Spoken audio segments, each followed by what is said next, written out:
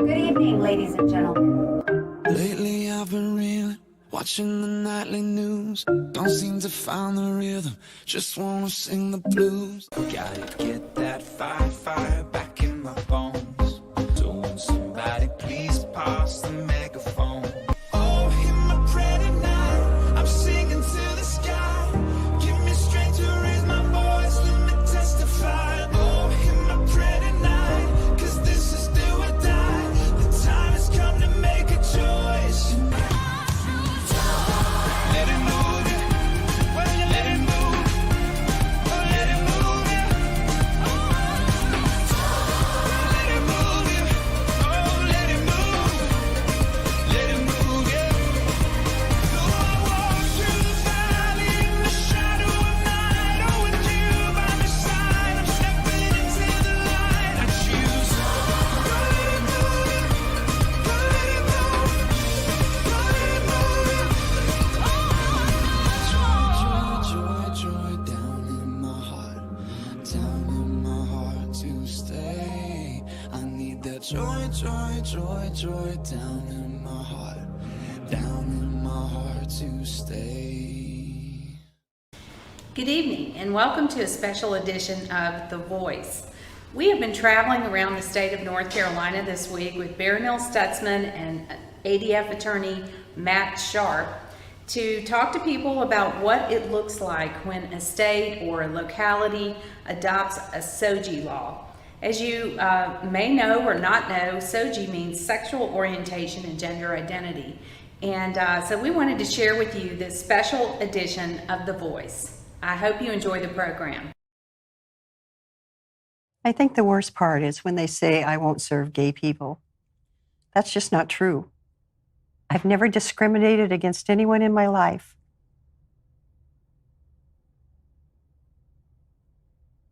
It was a Friday, March 1st, 2013.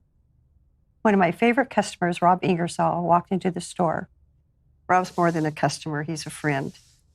He's been coming in to me for over 9 years for birthdays, anniversaries, Valentine's Day, Mother's Day. His arrangements were my favorite to design. They were really fun and challenging. We'd bounce different ideas around and he'd let me be creative and produce something that was unique and special for him. Floral design is an art, and Rob gets that. I knew Rob would be coming in. He had been there the week before when I was out and told the staff that he and his longtime partner, Kurt, were getting married. I knew Rob would want me to create floral designs for their wedding. I love Rob, but I knew I couldn't do this. I'm a devout Christian. My relationship with Jesus Christ is the most important thing in my life. That's where everything I am and everything I have comes from, including my creativity. My faith also teaches me that marriage is a sacred union between a man and a woman. When the staff told me about Rob's visit, my husband and I talked and prayed about it. I would gladly sell him prearranged flowers or loose flowers, but I knew that as much as I love Rob, I could not create something to celebrate an event that was totally against my faith. I didn't want to hurt Rob's feelings, and I wanted to tell him as gently as possible. On that Friday, Rob came back. I took his hand in mine and told him I could not do his wedding because of my relationship with Jesus Christ. Rob said he understood and was very loving. We chatted as we always had. We talked about his mom walking him down the aisle, how we got engaged. Then Rob asked me to recommend another florist, and I recommended 3 that I knew would do him a good job. We hugged each other and Rob left. I was so thankful that Rob had graciously accepted my explanation and that we had parted as friends. Until a few weeks later, I got a letter in the mail from Washington State's Attorney General. The government was threatening to sue me unless I designed floral arrangements for same-sex weddings. I was in shock.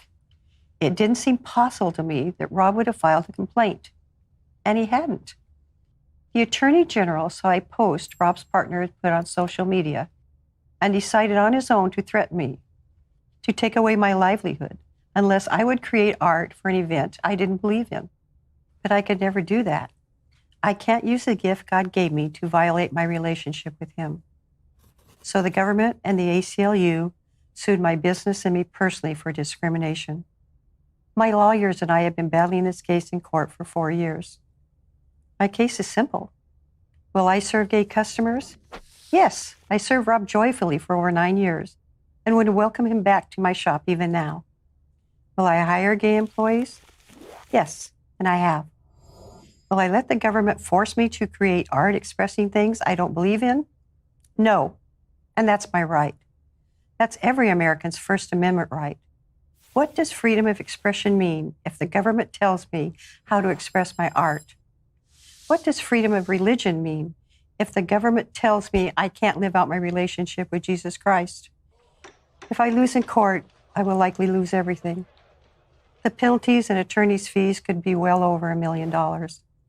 My business would be gone. My husband and I would lose our home and our retirement. But I have faith. God gave me a gift. And I just want to continue serving him by using that gift to bring beauty and joy into people's lives. Rob and Kurt had the freedom to live their lives according to their beliefs. Should I not have that same right too?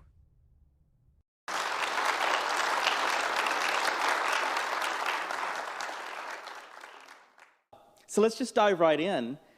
So a lot of you are familiar with this story. Let me give a little bit of background, because you're going to be hearing tonight a lot about what we call SOGI laws. It's a little acronym we use for sexual orientation, SO, gender identity, GI laws. What these are the laws that have been used to go after people like Barronelle Stutzman, like Jack Phillips, the baker in Colorado, and many other ADF clients. These are laws that were originally born out of the civil rights movement.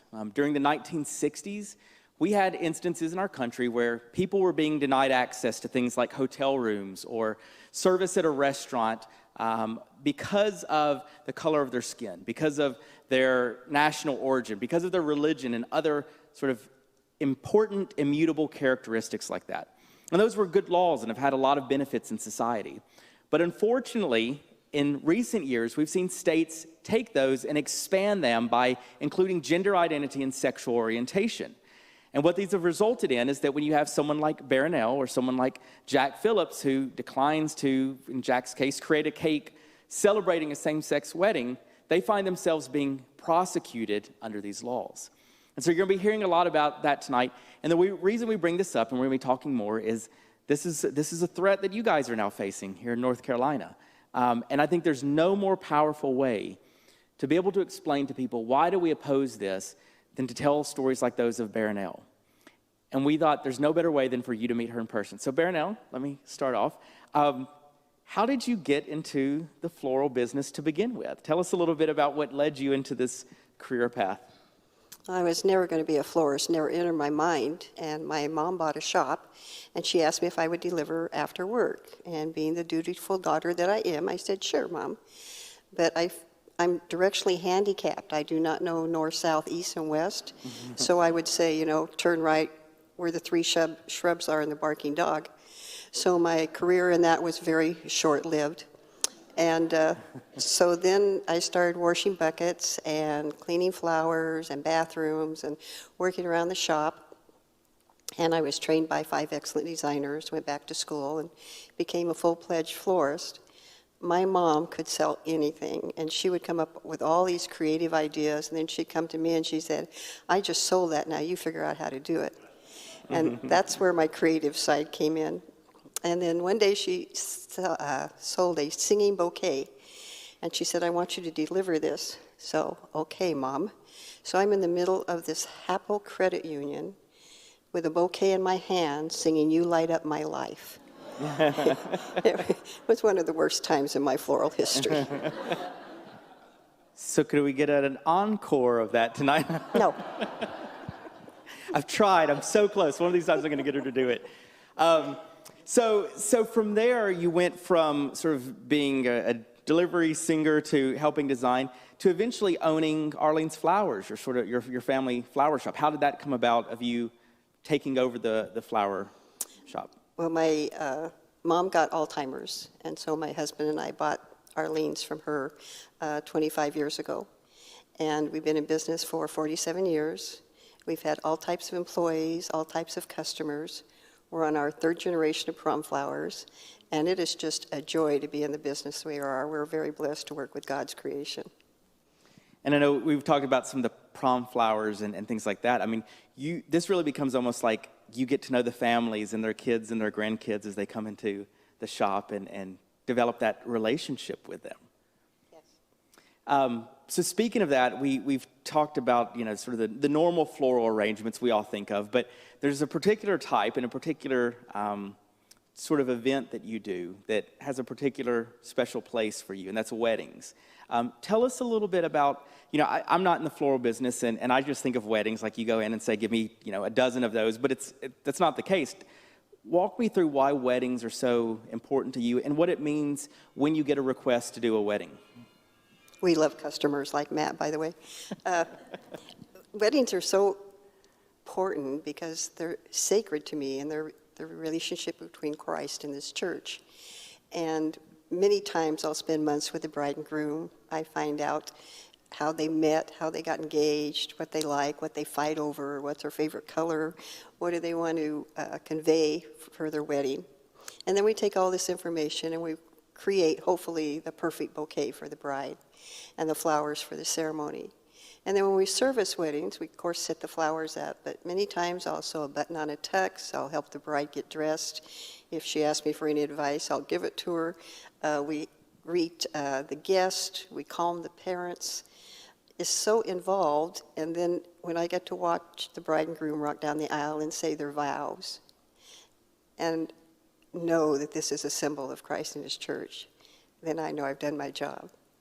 And then we clean up, and many times we'll go back and pick up all the rooms where the bridesmaids have thrown everything. And then when that couple comes back in for their anniversary or for their birthday or for the birth of their child, I mean, it is such a blessing. It just becomes a family. I've heard you, in the times we've done this, talk about just the different customers you've had over the years, the different relationships you formed with people. And among those, and we heard a little bit on the video, is the friendship that you have, and I do say have, not had, have, with Rob Ingersoll. Tell us a little bit, and we heard some of the video, but the friendship you two had, the creativity you got to explore together over the years. Rob has been one of my favorite customers for almost 10 years. And I knew Rob was gay from the beginning. It was never an issue.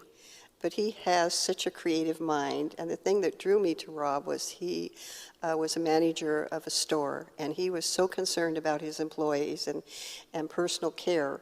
And that really impressed me about him, his soft heart. But he would come in for birthdays or anniversaries or parties. And he would always pick out these unusual containers. And he would tell me what the theme was. And then he'd say, do your thing. And I love to do that because I got to work out of the box, make something different and unique for him.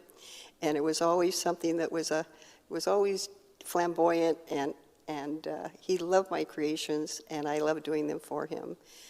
If Rob walked into my store today, I would wait on him for another 10 years.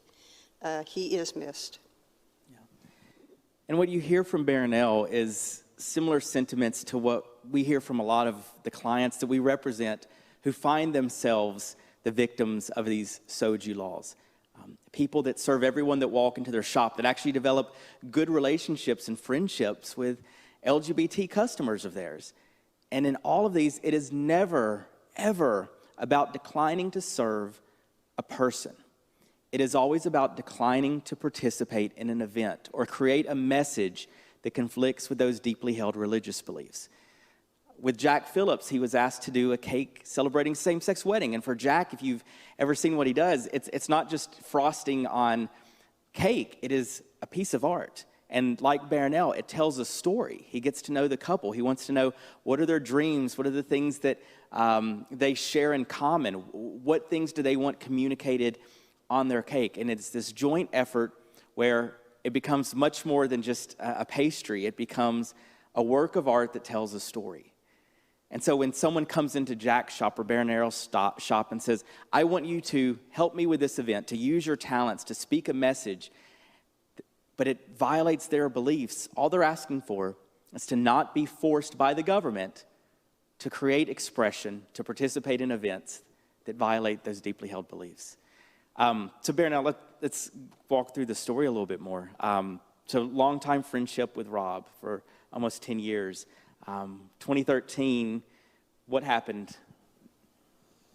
When Washington passed the same-sex marriage law, Rob had been in twice before to the store telling the girls he was getting married, and he had asked for me. And so when they told me, I went home and I asked my husband, I said, what are we going to do about this? And he said, you know, the Bible's very clear about marriage, so it's my job to go back and tell Rob the best way I could that I couldn't do his wedding. So when he came in and we were talking, and before he got too far into talking about his wedding, I just put my hands on his and I said, Rob, I'm sorry, I can't do your wedding because of my relationship with Jesus Christ. He said he understood. We talked about his mom walking him down the aisle. We talked about why they decided to get married. We talked about his future plans. We just visited for a while, and then he said, would you recommend another florist? Which I did. I recommended 3 other florists for him, which he got his flowers from one of those florists. And we hugged each other, and Rob left. His partner put something on Facebook that night that simply said, Barronelle has every right to believe the way she does, but she hurt our feelings. And from there, it went viral. And one of the people that saw that post was the Washington Attorney General. Now, normally when these laws are enforced, there's some commission, some lower level government employee that does an investigation, that they're going to call up the person and, you know, collect evidence and all of this. That's not what happened here. In a unprecedented move, never happened before, never happened since, the Washington Attorney General decided to make Barronelle an example. Went after her, both corporately, her business, and personally. So everything she owns, everything she and her husband have worked for is on the line. And we saw a level of hostility directed towards her and towards her beliefs. And one of the most egregious ways we saw this was just a few years after Barronelle's situation happened. There was a coffee shop in Washington State, and it was owned by a gay individual. And one day there was some young college students that were in the area, and they'd been handing out some pro-life flyers. And they decided to take a break, so they walked into this coffee shop, ordered some coffees, and were just going to sort of go through what had been happening throughout the day. Well, the coffee shop owner found out that they were in there, and he did not like what they were doing. He did not like their pro-life views, their religious views, and confronted them, and in a video that is all over the internet, in very vile, vulgar terms, attacked their Christian faith, attacked their views, and kicked them out of the coffee shop. Refused to serve the person. Did the Attorney General of Washington go after them for a clear religious discrimination, declining to serve someone because of their religion? Not at all. But continued to go after Barronelle. Now, this hostility that he showed you, unfortunately, it wasn't just limited to him and the people of his office. It almost inspired others to come after you as well. Can you talk a little bit about some of the hatred you've experienced over the years? We have 5 lines in our shop, and we're open from 7 in the morning till 6 at night. And those lines were ringing constantly that whole time, with death threats, computer threats, picketing threats. We had to get a security system. We had to notify the police. Had to change the way I went to work. I learned so many new words that I didn't know they weren't in the dictionary. And I shouldn't have looked them up, but anyway. And even today, we have a code word when people come in that if we're frightened or concerned, if we say that code name, then we call the police. You know, we hear Barronelle's story, we see the videos, and we're moved by it, but we forget for her, this is not just a one-time story. This is a day in and day out that affects how she goes to work in the morning, how she comes home. Every phone call she gets impacted by all of this. And imagine this playing out year after year after year since 2013. So what happened with her case was after the Attorney General sued her, made its way to the Washington Supreme Court. Now, one of the arguments we've been making in all of this is that what Barronelle does, what other creative professionals like her do, is speech protected by the First Amendment. Now, a lot of us may say, well, wait a second, speech is this, right? What comes out of our mouth or what's on a written page. But we forget, I think all of us, that speech is so much more than that. Speech can be expression. Speech can be creations. We go to museums to see famous works of art, and they are all undoubtedly speech. And yet what Barronelle does, what Jack Phillips, what all of these others do, is just as much expression, where they express their views about marriage, those of the couples and others, that all comes together. And we've always had a policy in our country that the government should never force anyone to speak a message that they disagree with. And interestingly, at oral argument, the Washington State Attorney General agreed and said, you know what Barronelle does is speech, but nonetheless, she should be forced to create floral arrangements that violate her religious beliefs. Well, the Washington State Supreme Court ruled against Barronelle, and we appealed her case to the U.S. Supreme Court. And around the same time, Jack Phillips' case, the Colorado baker, was also going to the Supreme Court. And the Supreme Court gets to pick and choose what cases it wants to take. It gets thousands of requests every year and only takes about 80 cases, and they took Jack's case. So we were very excited about that, but also curious of how that was going to impact Barronelle's case, very similar. So as you all know, the court ruled for Jack Phillips, specifically about the hostility that Colorado showed to Jack, just like Barronelle experienced. In Jack's case, it was that the government officials were saying that his beliefs about marriage were the same types of beliefs that had justified and motivated the Holocaust, comparing religious, thousands of years old beliefs about marriage to the Holocaust. And the Supreme Court called that out and said that type of government hostility is impermissible and has no place in our constitutional framework, and ruled for Jack. So we thought, well, are they going to do the same thing for Barronelle? And so what the court did is they sent Barronelle's case back to the Washington State Supreme Court and said, reconsider her case in light of our ruling for Jack. Now, normally when the Supreme Court does that, it's a very clear message, hey, court, fix this. Did the Washington State Supreme Court do it? No. They copied and pasted almost entirely their original ruling against Barronelle, slapped it on paper and said, you lose again, Barronelle. So we are now at the Supreme Court again. And we have been waiting over a year now while the Supreme Court has been deciding whether to take her case. We don't know what's going to happen. We think there's another case called Fulton versus City of Philadelphia that involves a religious adoption agency that wants to only place children in a home with a married mother and father. And the City of Philadelphia is discriminating against them. And so we think maybe the Supreme Court may be ruling for the adoption provider there, protecting their right to be free from religious discrimination, and then take up Barronelle's case. Or maybe they'll send it back to the Washington to the Supreme Court again. We hope not, because I think we know the outcome. But I ask you to join us in prayer. We could have some action, some decision on Barronelle's case, honestly, anytime within the next few months. And so please keep that as a matter of prayer as her case is moving forward. Again, she's been waiting 7 years for all of this. But let me ask you about that. Back at the Supreme Court twice, was that ever anything you imagined you would be doing? That was never on my bucket list. So, how do you feel now that it's waiting at the Supreme Court? What are your thoughts and feelings about what you hope to see in all of this? Well, I'm excited because that means God's not done with us yet. But I also hope that the Supreme Court will realize how important this is, whether you're religious or not. If I lose my freedom, you lose yours. It's just that simple. I know we've talked about this before, and I'm always, want to be cautious going this, but what if the case doesn't go like we want? What do you risk to lose in all of this, Barronelle?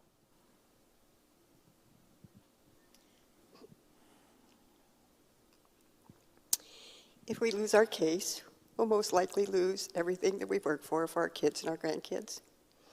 We'll lose our business, our retirement, our life savings. The employees will lose their job. Our vendors will lose us as customers. The state will lose our taxes. It's a trickle-down effect. Freedom isn't free, so there is a cost.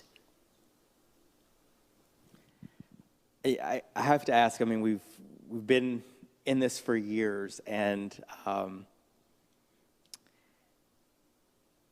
I'm constantly in awe of the grace and the determination and the hope and joy that you've kept in the midst of all this. When I mean, even as us attorneys, we've had the ups and downs, and sometimes like, God, why are you letting this happen? And one of the things I've just seen with you in all of this is just a steadiness.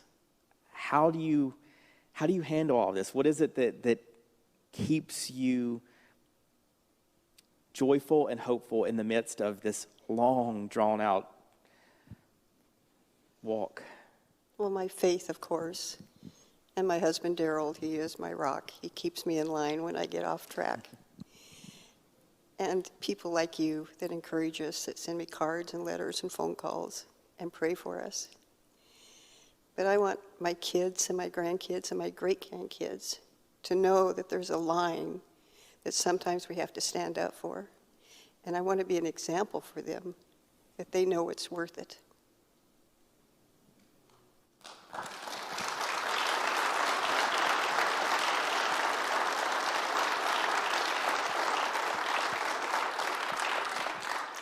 So one last question for you, Barronelle. We've got a room full of people, many of whom have been following your case. So had so many of you come up and tell Barronelle how you've been praying for her constantly. And there are people, as we're going to talk about, that the very law that you've been suffering under for these years, that they're now seeing pop up in their state. And just maybe some closing words. What encouragement would you offer to them tonight?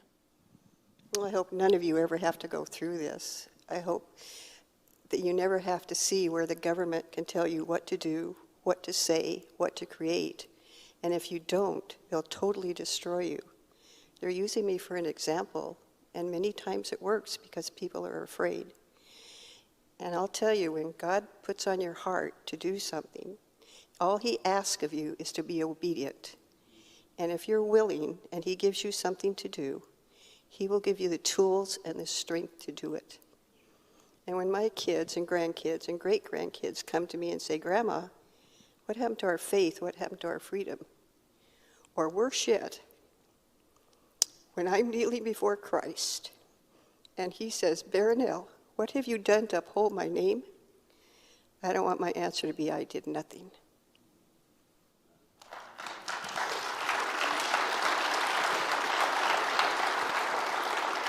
Join me one more time in thanking Barronelle at the EC.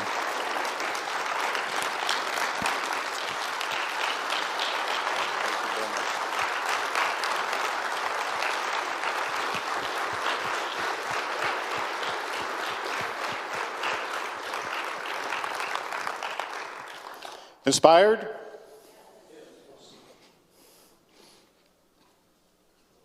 There's a couple things that really speak to me. One of those is that Barronelle wasn't looking to take a stand.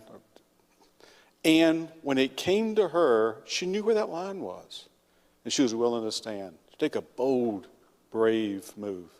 Now, Washington State is a long ways from North Carolina. And Jack is in Colorado, I think, right? And so still a long ways from here. Unfortunately, there's not enough distance. The same issue that she faced are being fought here. And so I'd like to call up Tami Fitzgerald to talk to us about what's happening in North Carolina and the SOGI laws.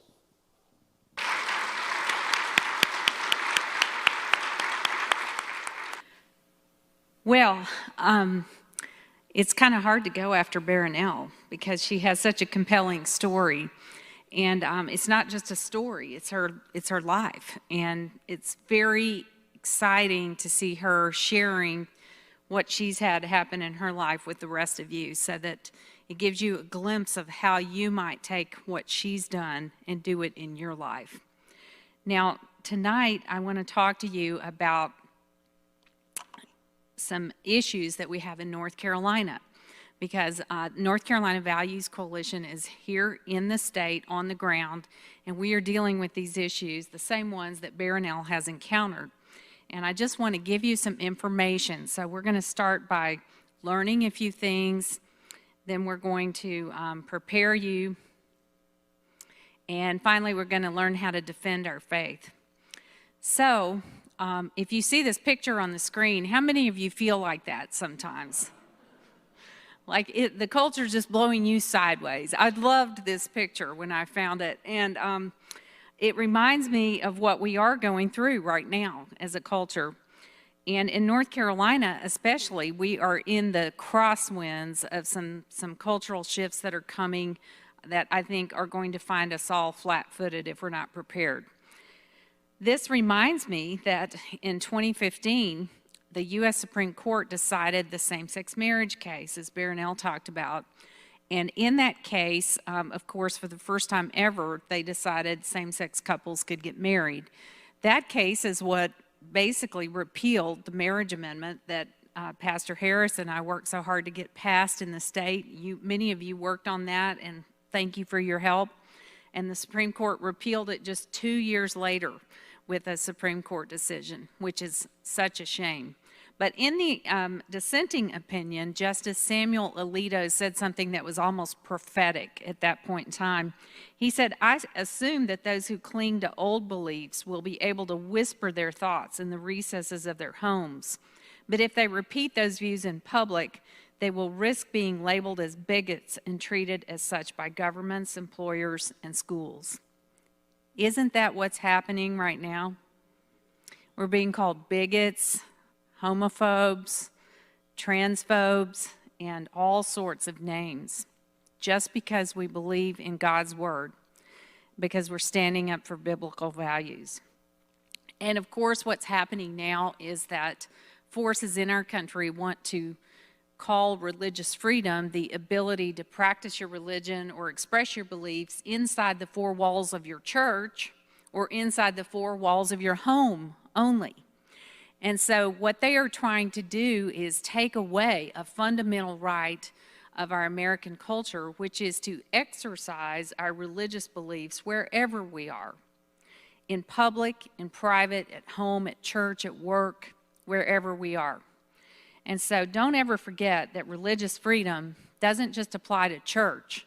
It applies to you in your life wherever you go.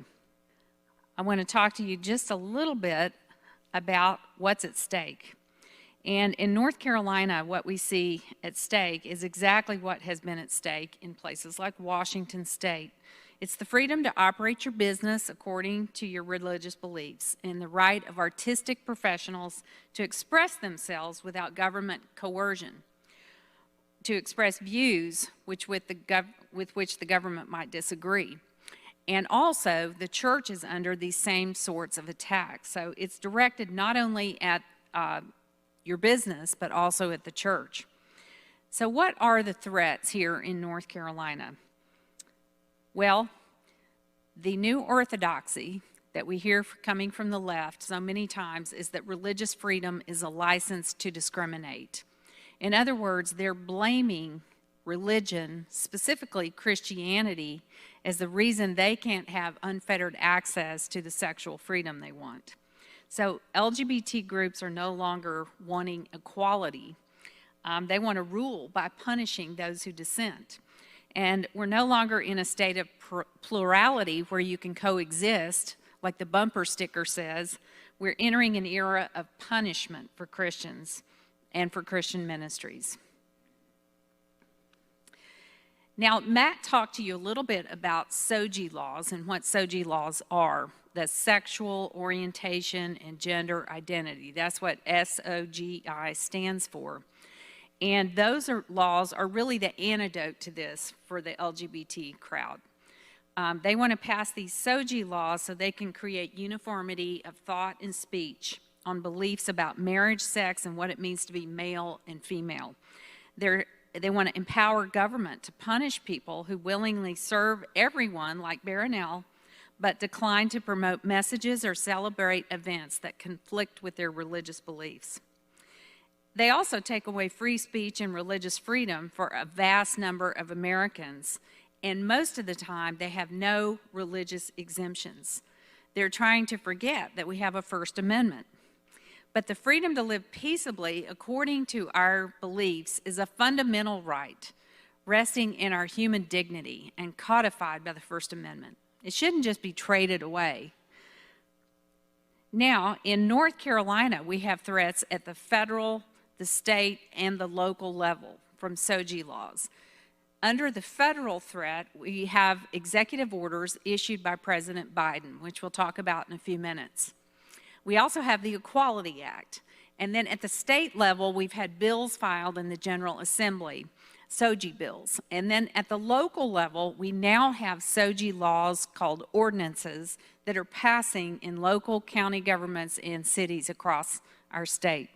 Eventually, this will all end up in the courts because the court is going to have to decide which rights prevail, which is greater, religious freedom or the right of LGBT groups to force everyone to share their beliefs about marriage and sex. Under President Biden, what we have seen is that the Human Rights Campaign is really running the country. And the Human Rights Campaign is the biggest LGBT activist group in the country. And the first thing that President Biden did when he got into office in January was issue an executive order. He issued another one on March the 8th, and these two orders together really reversed what Trump had done on sports and schools. I don't know if you remember during HB2, you remember HB2, don't you? Yes, our legislators would like to forget it and see it in the rearview mirror, but you know, when Charlotte passed a SOGI law in 2016 through their city council, the state legislature came back and repealed it by passing HB2. HB2 was a ban on SOGI laws statewide. It said no local government can pass a SOGI law. So it effectively repealed the Charlotte SOGI law. And when that happened, President Obama, who was in office then, did not like it that North Carolina had repealed this law. So he issued an executive order that basically said that in Title IX was going to be interpreted in accordance with SOGI. In other words, you had to have gender identity and sexual orientation elevated under Title IX. And then when Trump came into office, he reversed that, and now Biden has reversed it again. So we've gone zigzag under all these presidents. And this new order that President Biden has issued is even worse than the Obama executive order.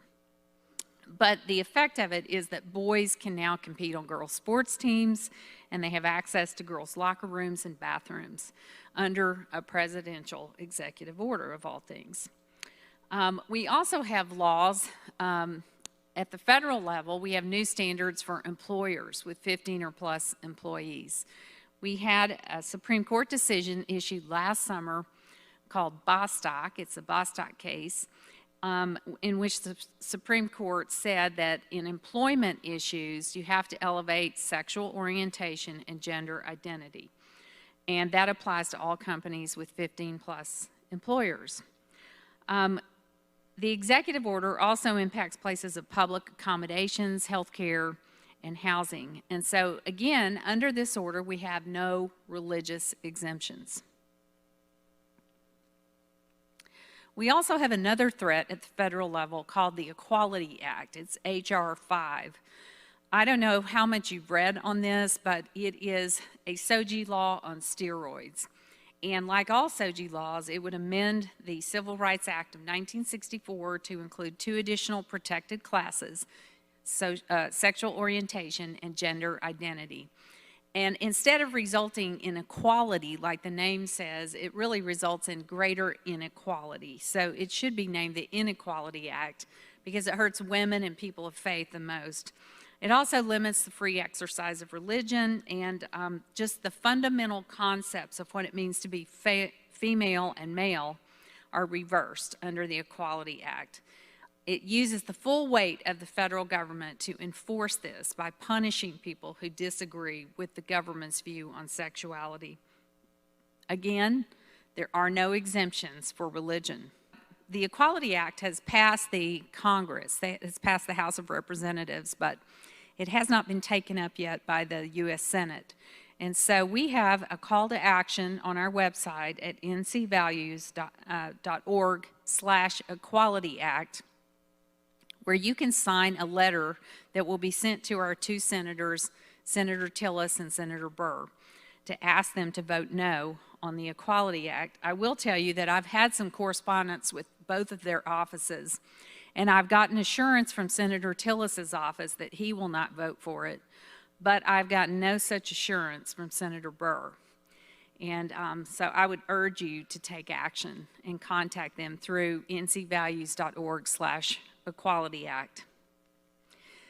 At the state level, we have a SOGI threat that you may not be aware of. In 2019, the North Carolina High School Athletic Association passed a new rule that allows student athletes to participate on the basis of gender identity. So if you are a boy identifying as a girl, you can compete on any girls' sports team. All you have to do is fill out a form, send it into your school.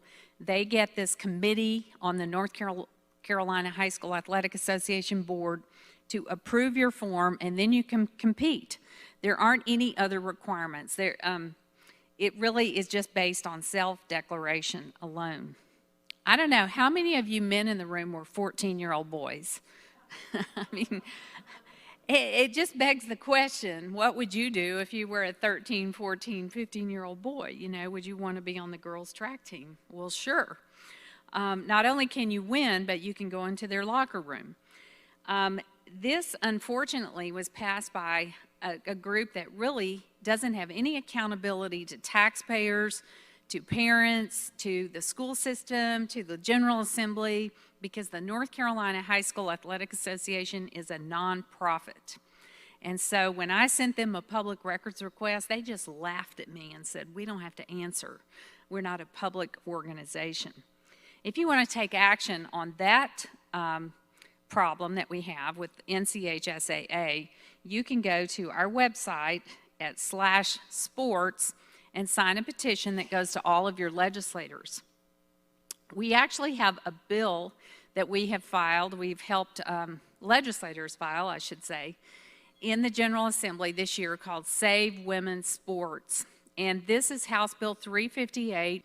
Now, if this bill passes, it will outlaw boys playing on girls' sports teams, not only in high school, but also for college athletics. So that's the NCHSAA and girls' sports. What we're seeing now, the last threat, is on the local level. And this map I lifted right off the website of Equality NC. These are their targets. If you can see those little green dots, those are the cities they're targeting, and the blue dots are the cities where they've already passed SOGI laws. This just started in January, to our horror, because the last little bit of HB 2 expired in December. And so you can see that all over the state, they either have targets or they have already passed SOGI laws. And Equality NC is the big LGBT advocacy group in North Carolina. These local SOGIs have quite an impact, just about as much as a statewide SOGI would, except they're just isolated to a geographical region like a city or a county.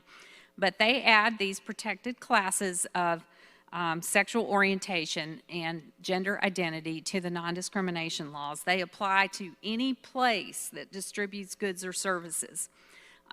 It's not any place that sells goods or services, it's any place that distributes goods or services, which means it's very broad. It could even apply to Samaritan's Purse handing out water after a hurricane. They apply to anyone who employs one or more persons. So it's not limited to a business or some place of commerce.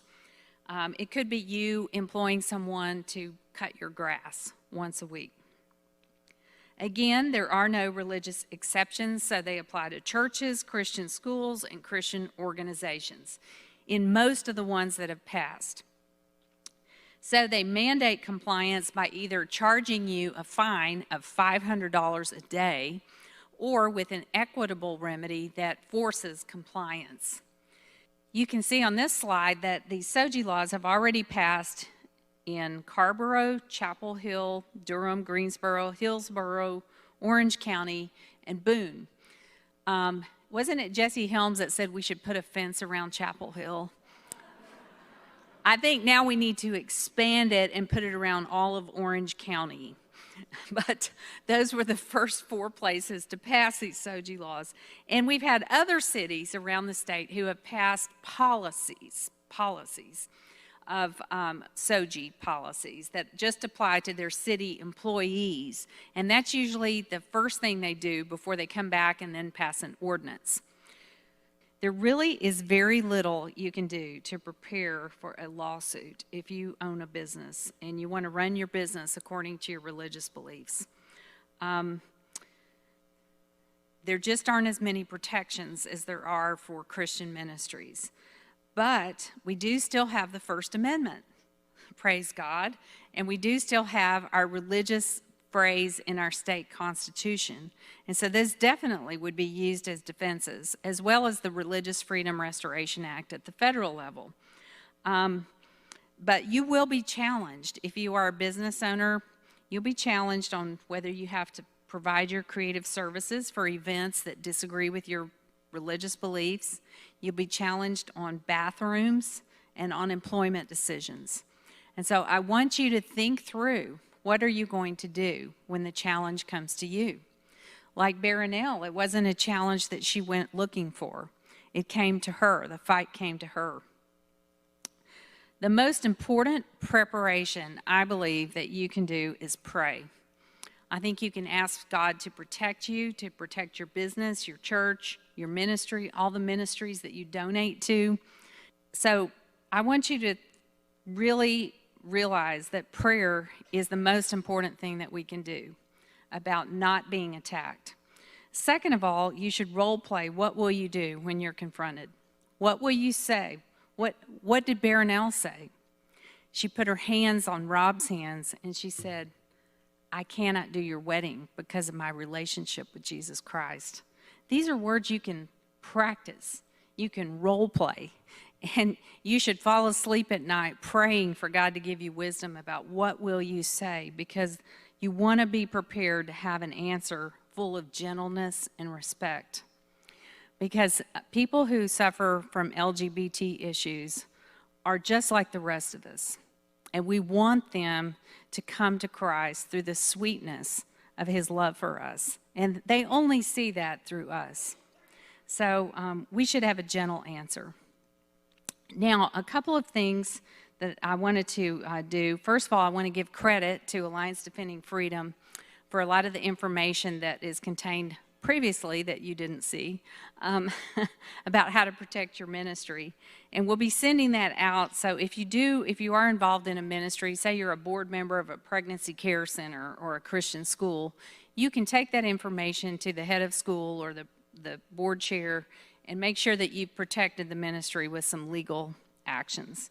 But the next thing I wanted you to know is that on these local SOGI laws, we do have a page set up on our website where you can take action specifically by emailing your city council or your county commission. So you can go to this page. We have over 40 cities listed there that are targets for these SOGI laws, and you can click on your city and send the letter immediately with one click to all of your city council members and county commission members. And it's proactive. It's a way for you to tell them what your wishes are in advance. I did want to close tonight with a verse that I think is very applicable to what we're going through right now. You know, in the early church, Peter and John were called before the Sanhedrin, and they were put through this inquisition. And at the end of it, Peter said to them, we must obey God rather than men. And isn't that where we are today?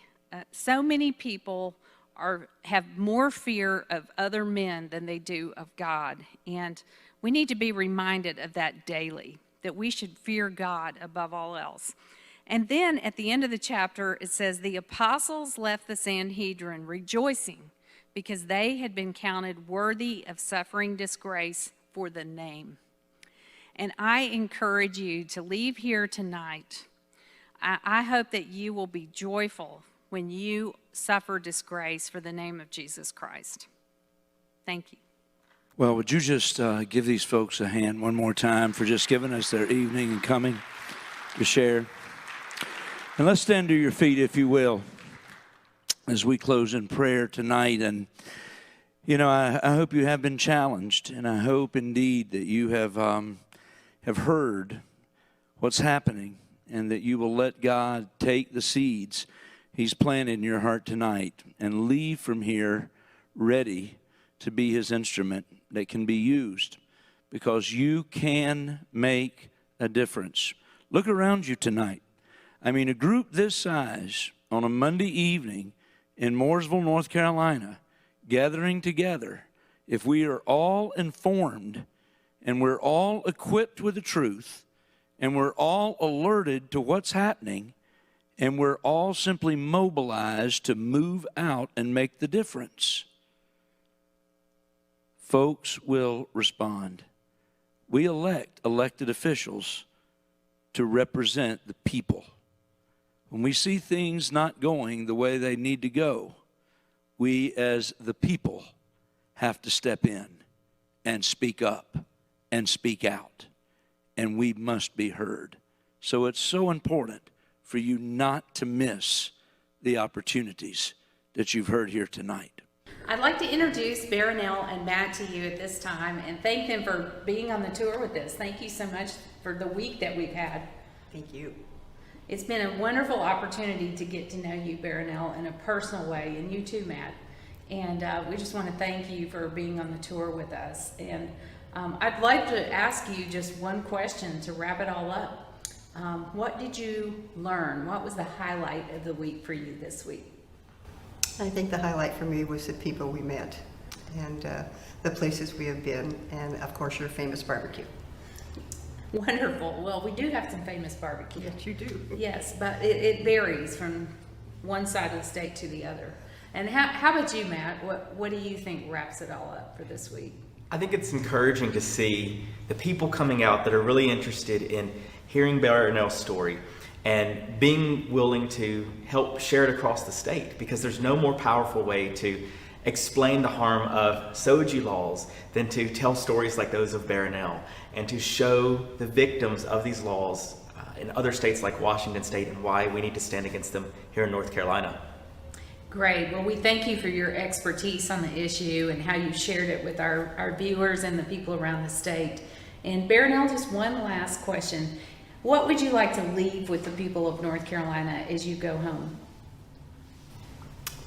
Many of you say that you're behind us 100%, and we really appreciate that, but we don't need you behind us.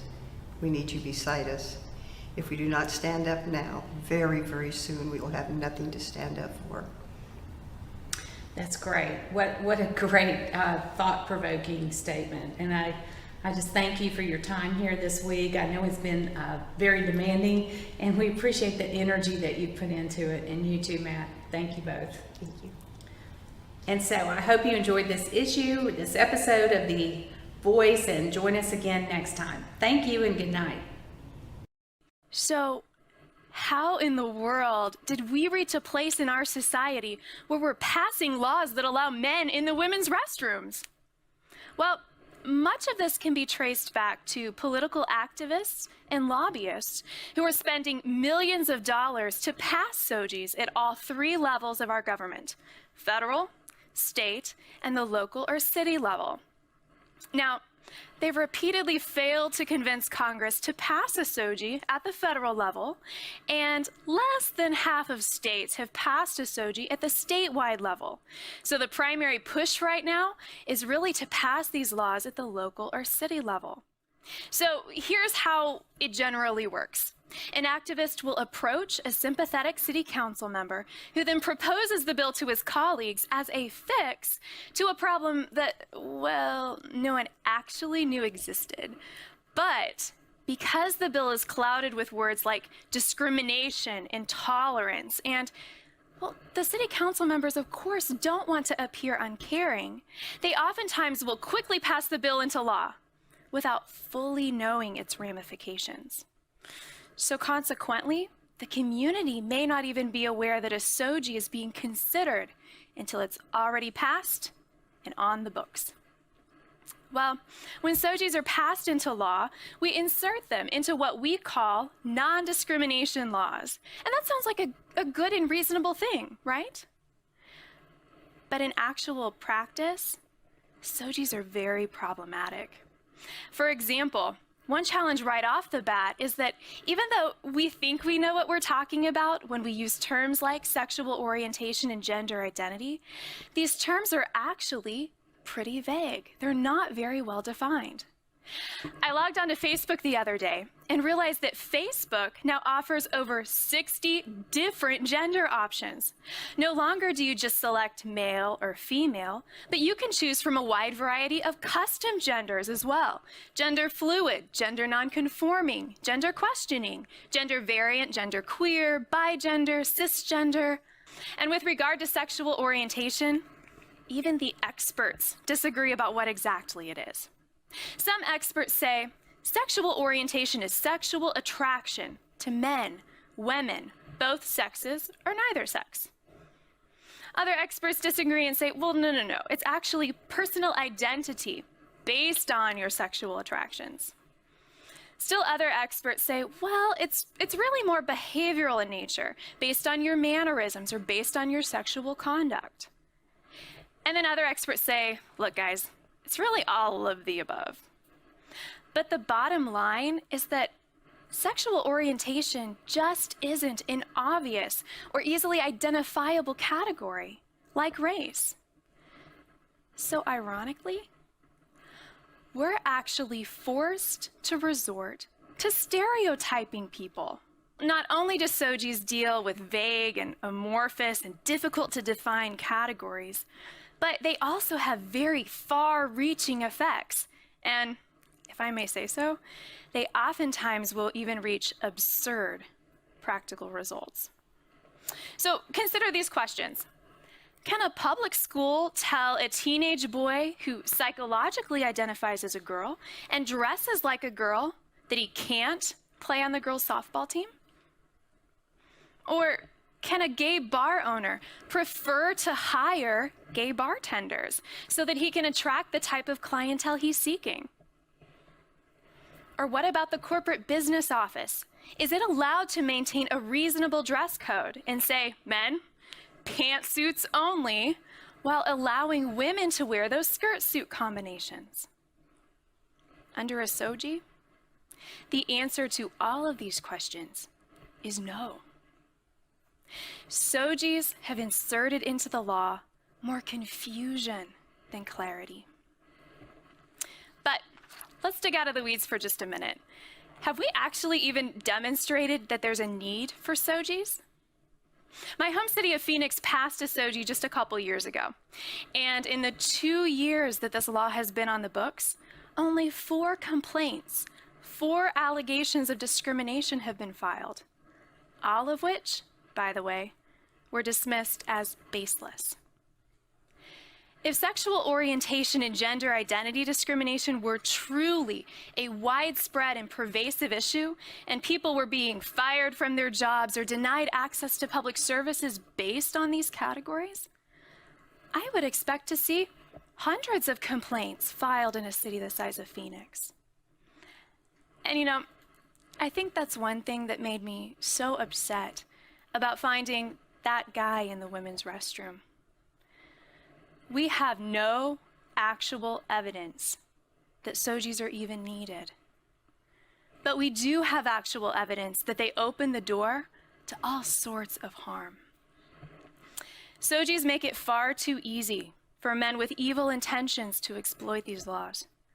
I have no idea whether the guy walking into the women's facility genuinely and sincerely identifies as the opposite sex, or whether he's there to harm me. A man in Washington State used a SOGI to gain access to the women's swimming pool locker room, where he then repeatedly exposed himself to girls as young as 6 years old. And local officials said, nothing we can do about it, guys. He's got the legal right to be there. Girls, if you're uncomfortable, find a different locker room. And in Toronto, a dangerous sexual predator used a SOGI to gain access to women's shelters, where he then raped 2 different women. As a woman, I feel vulnerable and unsafe, knowing that my government places so little value on my personal privacy and safety. SOGIs confuse, They don't clarify. SOGIs create problems. They don't solve them. And as a society, we can still show concern for an individual who's struggling with feeling accepted or wrestling with an internal conflict over their gender without passing bad laws. SOGIs are distorting, they're unhelpful, and they're outright dangerous. SOGIs are bad for our communities, and there are much better ways to promote human flourishing and to protect the freedoms of every member of our society. Thank you.